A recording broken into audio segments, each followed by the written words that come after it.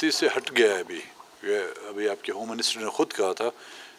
کہ 5,000 chief minister نے بھی کہا 5,800 ارب کا بجٹ ہے، جس میں مشکل سے بلوچستان کو جو ہے 280 ارب دیے گئے ہیں۔ تو اس سے اندازہ ہو سکتا ہے کہ یہ روایتی ہے یا غیر روایتی بجٹ ہے۔ یہ سلسلہ بلوچستان کے لوگوں سے جو ہے روز اول سے چلا آتا رہا ہے، اور جس پر اگر لوگوں نے اپنے خدشات کا اظہار کیا ہے یا جس پر یا احتجاج کیا ہے، جس پر آواز اٹھائی ہے، تو ان کو غداروں کے لقب دیے گئے۔ آج تو پوری بلوچستان ان کے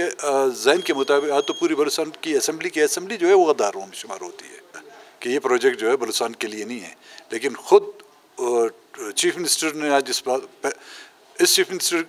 کی ایک بات کو آپ کو ماننا چاہیے کہ اس نے خود اس بات کو تسلیم کیا ہے کہ سی پیک بلوچستان کے لیے نہیں۔ دوسرے جو 2 سی ایم جا چکے ہیں، انہوں نے تو فیتے بھی کاٹے ہیں، انہوں نے تو تالیاں بھی بجائی ہیں، انہوں نے تو مٹھائیاں بھی کھائی ہیں اور خیرات بھی کیے ہیں۔ تو آج چیف منسٹر نے خود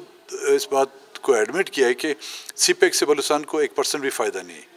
بجٹ جو پیش ہوتا ہے تو اس کو سب سے زیادہ حصہ بلوچستان کو دینا چاہیے، کیونکہ رقبے کے لحاظ سے بڑا، لیکن ہمیشہ ہمارے ساتھ یہ ظلم ہو رہا ہے۔ آج آپ نے دیکھا کچھ 4-5 دن پہلے جب یہ جو مشترکہ مفادات کونسل کا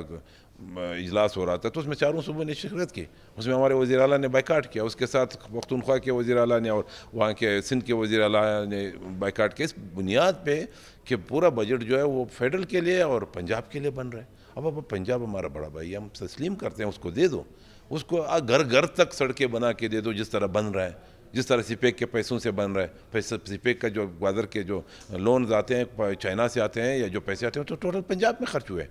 اور پنجاب میں انہوں نے اپنی پارٹی کو مضبوط کرنے کے لیے نون لیگ نے، اور الیکشن کے لیے وہ تیاری کر رہے ہیں، لیکن ہم لوگوں کا کیا قصور ہے؟ بلوچستان کو اپنا حق تو دے دو۔ میں نظر آ رہا ہے کہ عوام دوست بجٹ ہوگا اور ایک اچھا بجٹ ہوگا، اور جاتے جاتے یہ ایک ایسا بجٹ اس حکومت کو پیش کرنا چاہیے جس میں ایک رعایتیں دینی چاہیے، خصوصاً بلوچستان کے حوالے سے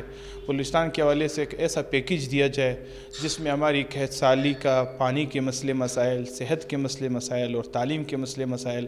اس پہ خصوصی توجہ دی جائے۔ اور بجٹ میں جو تنخواہیں بڑھائی گئی ہیں اس کی ہم مکمل حمایت کرتے ہیں، کیونکہ اگر لوگوں کی تنخواہیں نہ بڑھائی جائیں، روزگار کے مواقع نہ پیدا کیے جائے، مہنگائی کی شرح اتنی زیادہ اوپر جا رہی ہے کہ اس حساب سے اگر ان کی تنخواہیں نہ بڑھائے جائیں تو میرے خیال میں ہمارے مستوت طبقے کے لوگ بالکل مر جائیں گے اور پس جائیں گے۔ ایک تاریخی بجٹ بھی ہم 8 تاریخ میں پیش کریں گے، جو کہ 1985 سے لے کر اور یہ آخری بجٹ تک آیا ہے۔ مثالی بجٹ ہوگا انشاءاللہ، اور ایک مثبت بجٹ ہوگا۔ جس طریقے سے مرکز نے وفاق نے بجٹ پیش کیا، جو ہم نے دیکھا تھا، اس میں 56 ارب روپے کا جو بجٹ ہوا تھا ان کا، ایک اچھا بجٹ ہے۔ چونکہ ہم چھوٹے صوبوں کے خاص طور پہ اس کی جو انحصار ساری پی ایس ڈی پی پہ ہوگا، اگر بلوچستان کی بالفرض بلوچستان کی جو تشنگی ہے اس میں خاص طور پہ پینے کے پانی کے لیے ڈیمز وغیرہ، اور اس میں federal P S D P میں ایجوکیشن کے لیے اور صحت کے لیے کیا وہ اسکیمات ہوتی ہیں جو گورنمنٹ کے، جو صوبے کے جو مواصلات ہے، جو جن کے محاصل ہے اس سے پورے نہیں ہوتے، جو federal P S D P کی طرف دیکھتے ہیں، اس میں ہونا چاہیے کہ چھوٹے صوبوں کو اسپیشل طور پر ایسے پروگرام دینے چاہیے تاکہ وہ ان کے بزنس جو ہے اور ان کی جو لائف سٹائل ہے اس میں بہتری آ سکے، تاکہ کیونکہ وہ federal P S D P میں ایسے پروگرامز ان کے لیے ایسے فنڈز مختص کیے جائیں تاکہ وہ صوبوں پر اس کے اچھے اثرات ہو سکے، اور انڈائریکٹ ٹیکسز کا جو سلسلہ ہے اس کو کم کیا جائے، بلکہ